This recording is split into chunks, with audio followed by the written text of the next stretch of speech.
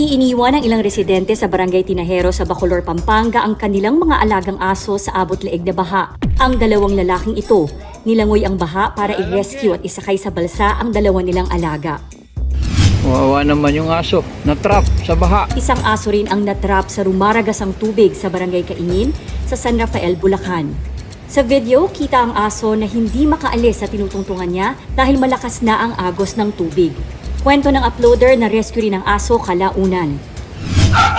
Sa Taguig City naman, hindi lang isa o dalawa kundi 46 na mga aso ang na-rescue matapos matrap sa isang bahay na pinasok din ng baha. Ang iba nagsisiksikan na sa ibabaw ng kusina, habang ang ilan sa kanila sa mga sofa nagkumpulan para hindi maabot ng tubig. Ligtas na ang mga aso pero problema naman ang pang-araw-araw na gastusin sa kanilang pagkain. Natiyempuhan naman ng mga rescue volunteer ang asong ito na muntik nang malunod sa baha habang nakatali sa puno sa San Mateo, Rizal.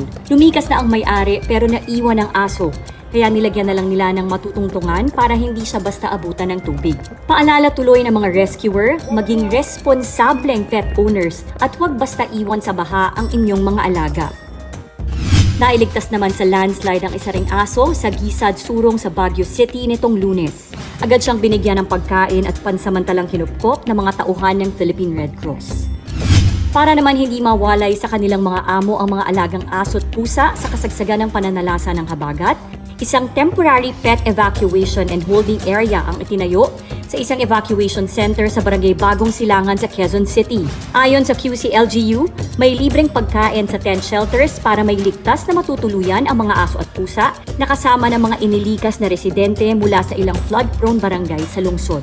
Ako si Stephanie Yongkiko para sa Nation on the Move.